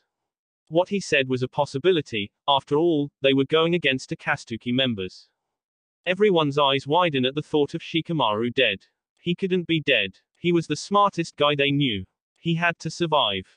Everyone's thoughts were interrupted as an evil ki flooded the area, freezing them all where they were. Their minds were filled of visions of them being brutally killed in many ways. By their friends, family, and even random people they didn't even know. The visions only lasted a couple of seconds, but to them it felt like an eternity. Ino and Sakura had tears coming down their eyes, while everyone else was just shacking in their ninja sandals. From the trees, Zabuza, Pakura, Dosu, Kurama, and finally, Naruto, in all the glory, came out to the clearing, seeing the Konoha ninjas. It really has been a while, said Naruto as he stepped up, Kurama right behind him. Naruto, whispered Sakura as she took in his figure. He really had changed a lot, since this was the first time she has saw him in over 3 years. You've gotten taller, said Naruto as he looked at her. Sakura. The moment he said that, Sakura fell down to the ground, the visions of death entering her mind again. Sasuke tried to go over to Sakura, but Naruto appeared in front of him. What? No hello. He, giggled Naruto as he looked on at the shocked Uchiha's eyes. What? Thought I would stay a shorty all my life, Sasuke. He said. It's been a while, said Sasuke as he gazed at Naruto's eyes. Yes, it really has been a while. I see that you defeated that Akatsuki member over there in that very large crater. I assume that you did that? Asked Naruto. Correct, was all that Sasuke said, making Naruto smirk at his fear. Oh, come on Uchiha. I mean, I'm not that scary. Ha ha ha ha. Naruto laughed out crazily, making Kurama frown at the sight of Naruto. Naruto stopped laughing and looked back at Sasuke. You've gotten stronger, I can tell. I heard from one of my ninjas that you gave her a good fight, and that she actually had to take you seriously to fight. That's good. I know that you haven't been slacking all this time, said Naruto, making Sasuke smile a little. Good to see that your attitude hasn't changed. You actually have a little humor in you, said Sasuke. Yeah, I have been a little happier ever since I left Konoha. How is that piece of shit of a family that I left back there, huh? Asked Naruto as he put his arm around Sasuke's neck, giving him a dangerous grin. There. Alright, said a very uncomfortable Sasuke. He could tell that Naruto has also gotten physically as well, Naruto's arms having so much pressure that Sasuke could barely breath. Alright, that isn't what I wanted them to be. Do you know what they should be? Asked Naruto as he put more force around Sasuke's neck, bring his mouth closer to his ear. They should be dead, whispered Naruto as the ki in the area returned. Naruto released Sasuke and he fell to the ground, gasping for air. Do you see the ninja that I have with me? Some of them might seem familiar to you, like Zabuza and Dosu. I trained them to make them my ultimate ninjas. My killing machines, shouted Naruto with a wicked laugh, creeping everyone out, even his own ninja. It really is good to see you all, but I came with a purpose and that is, Naruto didn't finish his statement as he whipped his head to the east, his eyes widening. What is it, Naruto-kun? Asked Kurama as she walked up to her lover. Do you sense that? He asked. Sense what? She asked. He didn't answer her and blasted off in the air, leaving them all behind. Earlier, at the Hidden Rain Village, Jiraiya was facing one of his old students, Konan, in Wave. He had her captured in his mane of hair and soaked her in oil, cancelling out her paper abilities. So which of the other two is Pain? He asked dramatically. What do you want appearing before us now? Asked the female Akatsuki member. That wasn't my intention. If you all hadn't been part of the Akatsuki, when I heard you were dead, I never imagined it would come to this, said Jiraiya. Back then, you ought to have listened to Orochimaru. Isn't that what you're thinking? But you saved the three of us. It's too late now, Konan said. Pain, he's got to be that one, no mistake, said Jiraiya as he thought of Yahiko, one of his other students. After that, over the next several years, I started hearing your names mentioned here and there, that you had hired yourselves out to fight in several conflicts. But then I heard that you had died, said Jiraiya. Jiraiya-sensei, you know nothing about what happened to us afterwards. She replied. That's apparent, said Jiraiya. But what I do know is that what the Akatsuki is doing is wrong. He shouted. But this is what I've thought through on my own, Jiraiya-sensei, said another voice. Jiraiya looked up at the man with flowing orange hair with piercing all over his body, an Akatsuki cloak on. Your outward appearance has changed quite a bit, but from those eyes of yours, it's really is you who is Pain, eh? Nagato, said Jiraiya. It seems you've strayed off the path of good. What happened? Asked Jiraiya. You don't need to know, after all, you are an outsider, said Pain, flashing his Rinnegan and sending his chakra to them, sending a massive chakra pulse in the air. Present. Naruto was flying through the air at fast speeds, wanting to find out what was that chakra pulse that felt familiar to him.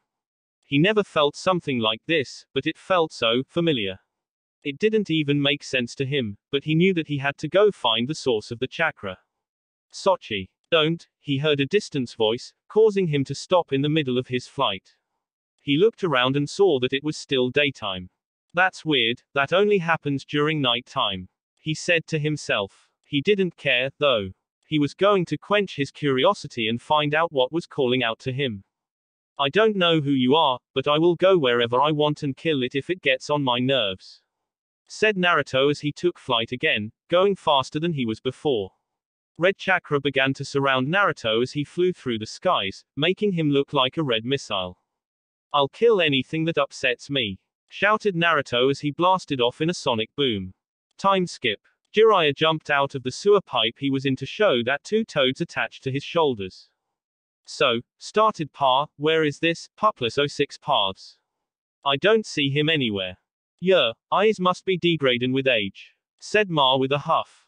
Nah, he's hidden himself inside a summoning creature that can make itself transparent, said Jiraiya. It's gotta be one of them, chameleon species, said Ma.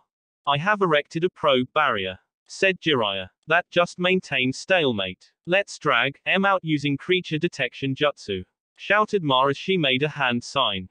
But Jiraiya boy, why do we have to fight such ornery fella anyways? Asked Pa. He's a former student of mine, said Jiraiya, surprising the two toads. I never heard such a thing, yelled Pa. If he was once your student, then why be on the bad side? Asked Pa. I don't know, said Jiraiya. It seems he didn't take the correct path to maturity. And when I heard he died, I thought he couldn't have been the one. Well, either way, if he's strayed, he's gotta be wiped out, said Pa. And besides, that prophecy's nothing more than a great senile geeze's rantings. So here I come, shouted Ma as a snake-like animal came from her mouth and started to sniff the air. Found him, she said, but didn't attack. You found him, right? Then why aren't you attacking him? Asked Pa. Because something is coming, something very fast, she shouted as she looked up at the sky. Move boy, move. Jiraiya, taking the warning to heart, jumped out the area he was in, and just in time as well. When he was out the way, a flying object came crashing down where he once was. A large crater was made and smoke went everywhere. What's going on? Shouted Pa. I don't know, but whatever it is, it's stronger than the first fellow that we were facing, Ma said, making the other two shake a little at the thought of someone else stronger than Pain. When the smoke cleared, Naruto was reveled, looking around. Who is that? Asked Ma. That's the child of prophecy, said a shaky Jiraiya, knowing the terrible position he was in. Oh no, said Pa, also knowing that Naruto wasn't on their side of things. Naruto stopped looking around when his eyes landed on Jiraiya's figure. Jiraiya's fear of the boy increased in level when he saw him flash a dangerous smile. Hello, Ero man, said Naruto as he started to approach the Toad Sage.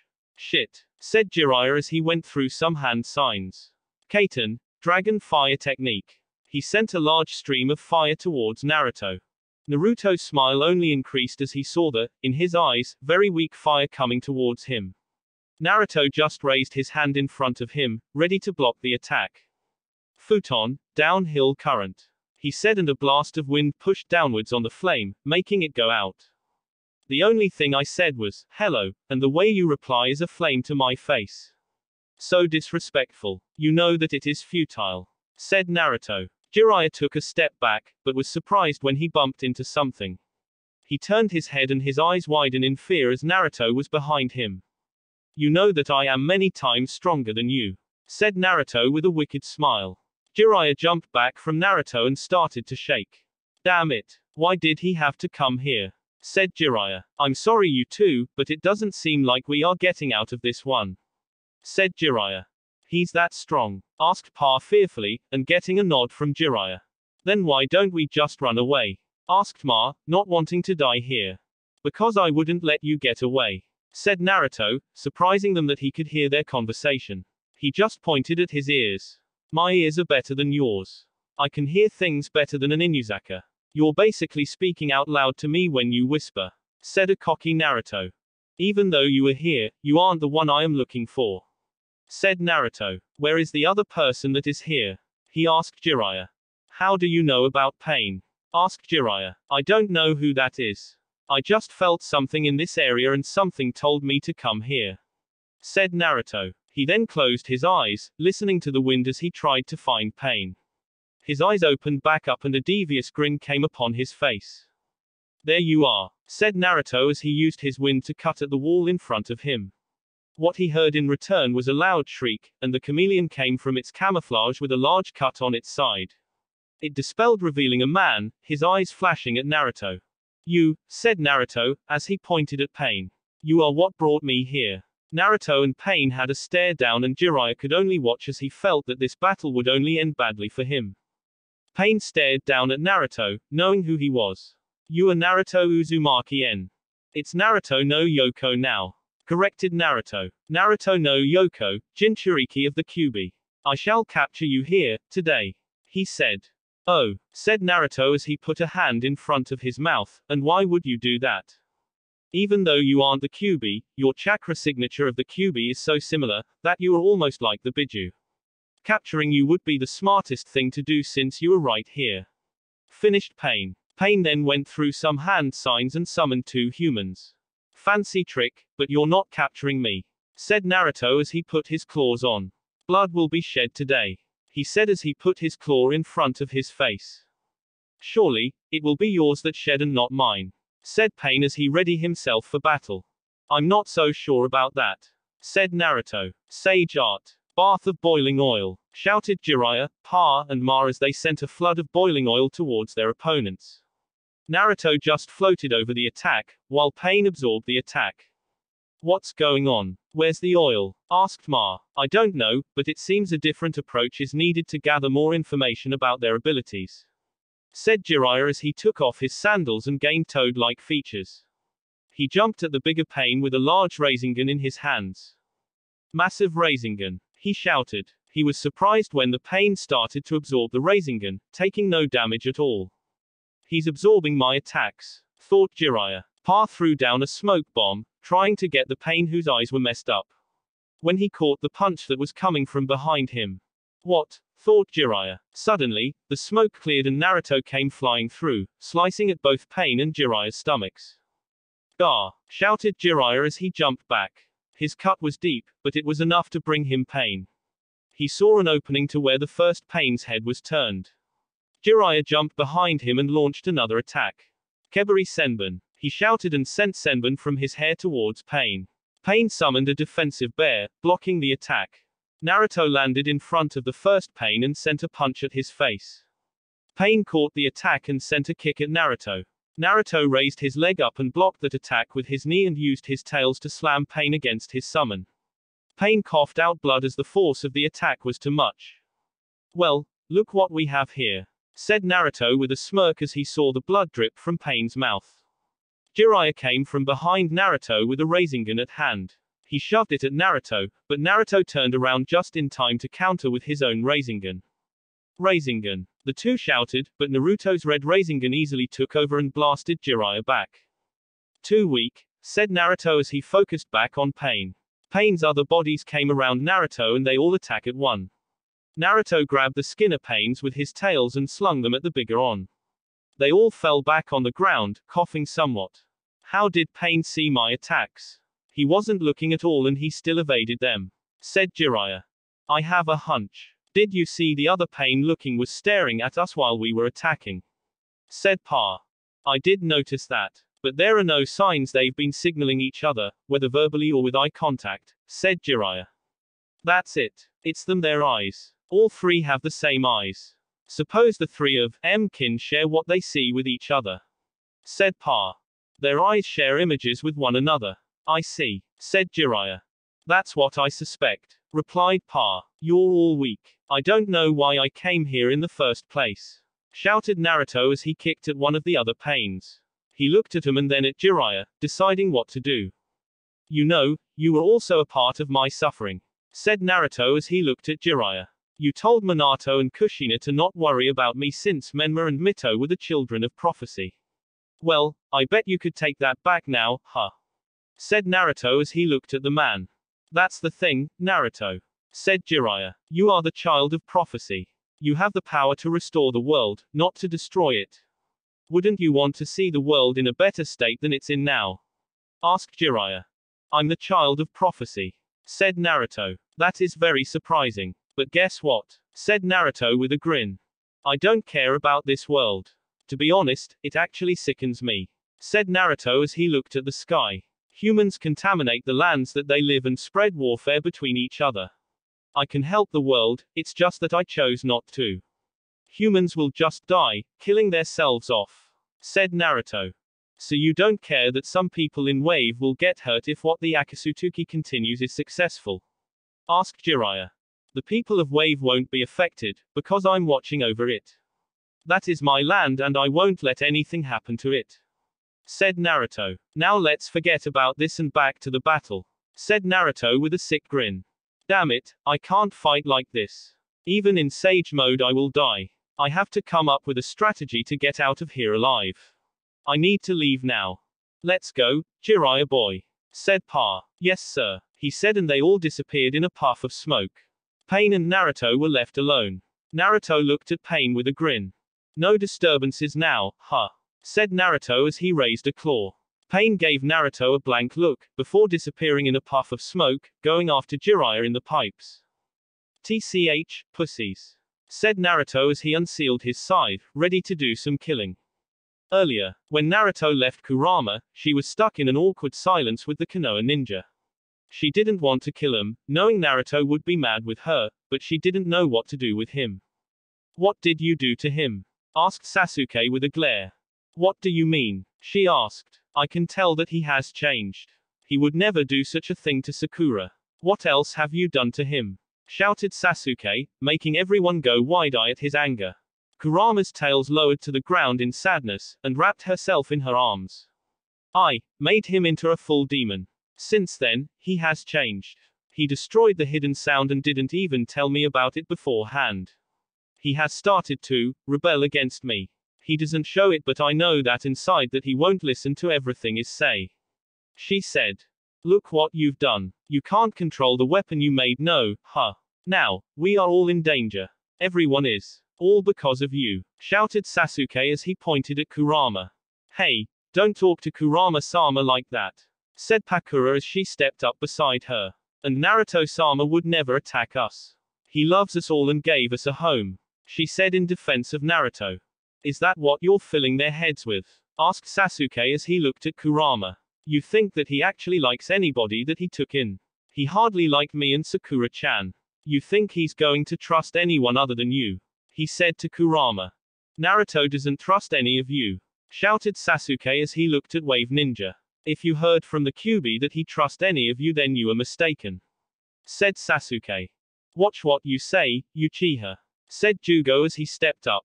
I won't let anyone talk about Naruto-dama like that. Prepare for battle. No, shouted Kurama, cutting Jugo off from activating his curse mark. Don't attack, said Kurama. Let's just go, she said as she turned around, heading to Wave. Are you sure, Kurama-sama? Asked Pakura. Yes. Naruto-kun will meet back with us in Wave, she said. She gave Sasuke one last look, before jumping off in the trees, heading back to Wave. Good job, Sasuke, said Kakashi as he walked up to him. If you hadn't talked her down, they probably would have killed us all. We need to get back to Konoha. We will never know when Naruto will come back here, so the sooner we get back to Konoha, the better, he said. Kakashi nodded in agreement and the Konoha ninja took to the trees. Present. Jiraiya was blasted out of the pipes he was currently in. He had just killed the three Pain, giving his last words to him, and turned his head. He wasn't ready when another Pain came out of nowhere and attacked him, taking one of his arms with him. Naruto was nowhere to be in sight though, which he was grateful for. If he was here, he would already be dead. Yahiko, is that you? Asked Jiraiya. You see me as Yahiko. You really are his former teacher. But Yahiko has been dead for some time now, all that remains is Pain, said Pain. Quit with the wordplay. Why do you possess the Rinnegan? Yelled Jiraiya.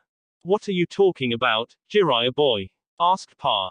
Another former disciple is also among them. Except he didn't used to have those pupils. But I thought he was dead. What's going on here? Shouted Ma. I don't know, but we need to play it smart if we wish to survive, said Jiraiya. Jiraiya's mouth suddenly opened up as blood flooded from it. Impaled in his chest was one side of a scythe blade, and Naruto being behind him, holding said blade. I don't think you're going to survive, said Naruto as he lifted his scythe up, taking Jiraiya up with it. Jiraiya, shouted the two-toed sages as they saw Jiraiya's chest. You are a hypocrite of your own words. Don't let your guard down, no matter the enemy. I guess you forgot about me, but that was what killed you, said Naruto with a sick grin as he saw the blood pouring down his arm. Why, you, Jiraiya managed to say as he started to cough blood again. Yes, me. The person whom you told Minato and Kushina to leave alone on the streets, thinking that I wasn't important. Let me ask you a question, do I seem important now? Shouted Naruto as he pushed the scythe deeper into Jiraiya's stomach, causing him to groan out in pain. Before I die, place. Please listen to me, said Jiraiya as he coughed out blood again. Stop what you're doing, it will only end in chaos for the world. Isn't that a good thing? Said Naruto, as he slung Jiraiya's body off of his scythe. Ma. Go home. Pa. Stay, gasped out. Ma dispelled and Pa got off of Jiraiya, knowing what he was about to do. Naruto then turned to Pain and saw the extra bodies. So this is as many bodies you have. I don't know how you're doing it, but I must tell you that I am impressed. Said Naruto. I want to capture the Jinchuriki, but he is just too strong. The only way to get away is by setting a trap, thought Pain as he stepped up in front of the others. You wish to fight? Then come at me, and come test your strength. Said the spiky-haired Pain as he put his right hand forward. Hey, what a stupid thing to say, knowing that you can't win against me. Shouted Naruto as he flew to Pain at high speeds, his side positioned to kill. When Naruto got close enough, Pain activated his technique. Almighty push, he said, and Naruto was blasted back by an invisible force. Naruto couldn't stop himself as he broke through building after building, even going so far as to be blasted out of the village. Naruto's body was blasted underneath the water and finally stopped in the middle of the ocean. A red hue was seen from the ocean of water. Then, Naruto blasted out of the water, surrounded in a circle of yokai. His eyes were full of hate and rage as his body was littered with cuts. You think you can get away with that without suffering? Shouted the out-of-control Naruto. He flew back in the village, going through anything that was in his way. How dare this human that thinks he is a god damage him?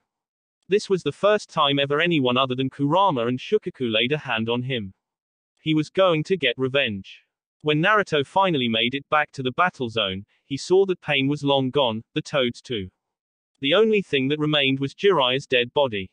Naruto growled in anger. This was the first and last time that this would happen. He would make sure of that. He looked down at Jiraiya's body and then gained a devious smile.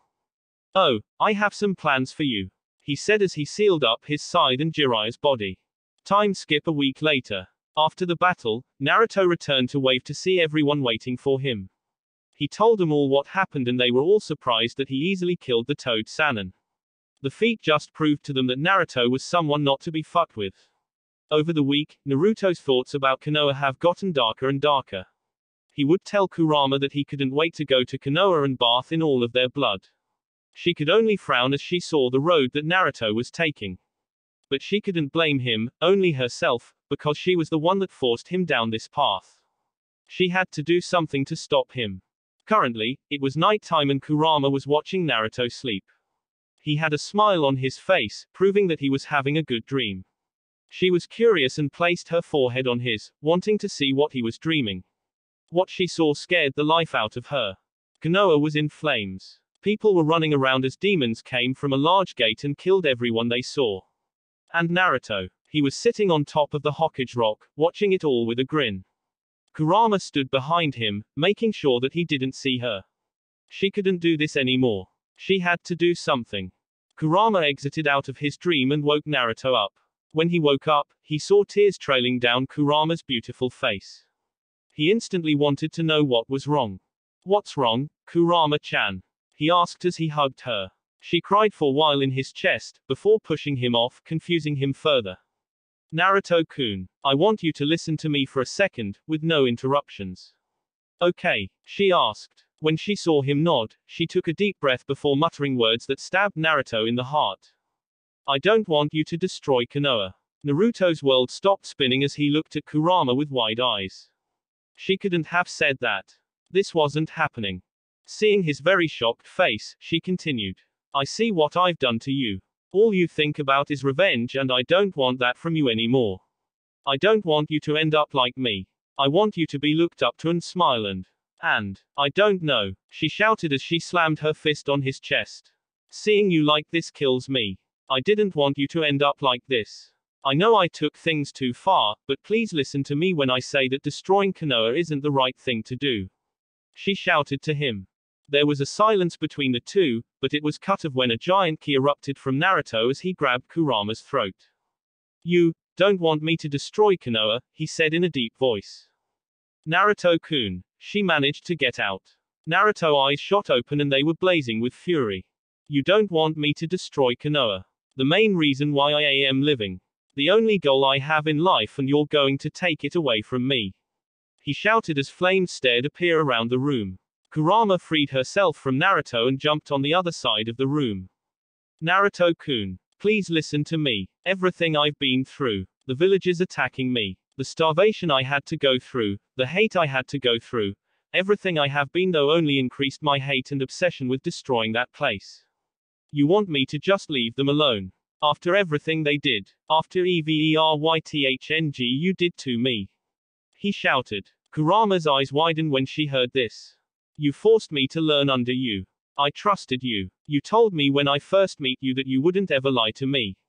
You said that I could trust you. But all this time you have been lying. You raped me, tortured me, did any kind of thing to me so I could be under your control. You fucked up my mind when you placed me under that genjutsu years ago. He shouted. You know, she whispered as she looked at him. The effects of the genjutsu war of 2 years ago. I was planning to rebel against you, but then something happened. I actually started to fall in love. I loved you because you showed a side to you that I fell in love with when I first met you. You were so happy around me, and I started to enjoy your presences as well. I thought that what you said to me the first time we met was actually true. But now, he said as the fire in the room started to increase in size and temperature. You want to take away what makes me, me. Revenge is the only thing that I know. You told me not trust anybody but you, but now I know the truth, he said as he started to giggle insanely, scaring Kurama even more. I know that I can't trust you as well. You told me to trust no one, so I will. I don't trust you, love you, nothing. You are the same as my enemies. He shouted as the explosion erupted in the room. Kurama had to jump out the house to make sure that she didn't get injured. Suddenly, all of the wave ninja surrounded Kurama, ready to protect her. What's going on, Kurama-sama? Asked Anko. Where is the enemy? They all got their answer when they heard a laugh. A very demonic laugh. He hey hey. Ha ha ha ha. Ha ha ha ha ha ha ha ha. I finally see now. There is no such thing as love. No such thing at all. Said Naruto as he appeared from the flames. His red chakra now had a black tint to it. Naruto's eyes also started to shift. His once crimson eyes were now all black. No pupil, nothing. Just empty eyes of darkness. You were the cause of my pain. I'll kill you along with Konoha. I'll destroy everything. I won't let anything get close to me ever again. I'll kill everyone, shouted Naruto. Naruto-kun, please listen. This isn't you. Please calm yourself, shouted Kurama as she cried a river down her cheeks. No, never again. You made me this way. This is how I was destined to be. I was made to not be loved. Only hate. I have nothing to hold against me. He said. Then, the last person who need to be here came. Naruto, shouted Tsunami as she looked up at him. She had noticed the change in his attitude the last few weeks and she wanted to talk to him about it. But now, seeing him like this, she was surprised at how he could change so quickly. Naruto, calm down now and come to your car-chan. She shouted to him. Car-chan, said Naruto as he looked at Tsunami. An image of Kushina appeared behind Tsunami and that set Naruto off. I have no car-chan. He yelled and charged at Tsunami with his claws aimed at her throat. Zabuza jumped in front of Tsunami and used his sword to block Naruto's attack. Tsunami's eyes shot wide open when she heard him say those words. Calm down, Naruto-sama, shouted Zabuza. I am calm. The only thing that has changed is my purpose. I am forever alone. You all don't care for me. I know you don't. You are just like Kurama. You'll turn your backs on me like she did. He shouted as he jumped back. First Konoha, and then, he looked at Kurama with his black eyes. Wave, and disappeared in a flash of red. Kurama fell to her knees as she started to cry out. She messed up. Really bad. This is all my fault. She kept repeating over and over. Konoha. Minato really was having a good day. He was sitting at his desk, finishing all of his paperwork that he forgot to do earlier in the week. He finished all of it and was feeling really good. Nothing could ruin his happiness. TCH, yeah right. Hokage-sama, shouted a Chunin as he rushed in. Why are you rushing in her like that? Asked Minato, not liking the disrespect he just received. It's an emergency. Naruto has entered the village. He is demanding to see you or he destroys everything, shouted the Chunin. Minato's eyes widen and put on his cloak, ready to handle Naruto if forced to. Town. Where are you, Minato? I have a limited paitence, shouted Naruto. He was surrounded by Konoha ninjas on rooftops and on the ground. Minato finally came in front of Naruto, looking him dead in the eye. Naruto, what happened to you? He said as he looked at his son. I have been betrayed. The person who said that she would be there always has betrayed me. I now know what I must do. I came here to give you a warning, said Naruto as he took out a scroll. He stomped on the ground. A very large gate appeared from it, chains locking the entrance. What is your warning? Said Minato, trying to not look at the massive gate in fear, having a feeling that he knew what it was. 3 days, said Naruto as he dropped the scroll and kicked it open. The chains around the gate fell to the ground. The gate opened up, showing an image of hell. 3 days until I come back and destroy Konoha. So you best be ready, because I will not show any mercy, said Naruto as he turned around, walking towards the gate. There was a puff of smoke from the scroll and what came from it made Minato's eyes water up. Jiraiya's dead body. You'll regret it if you don't, said Naruto as he fully walked into the gates. Jiraiya-sensei, whispered Minato. Jiraiya. The gates fully closed, vanishing back into the ground, and Naruto was gone. That will be it for this video. If you want more, comment down below, like, subscribe. And see you guys later.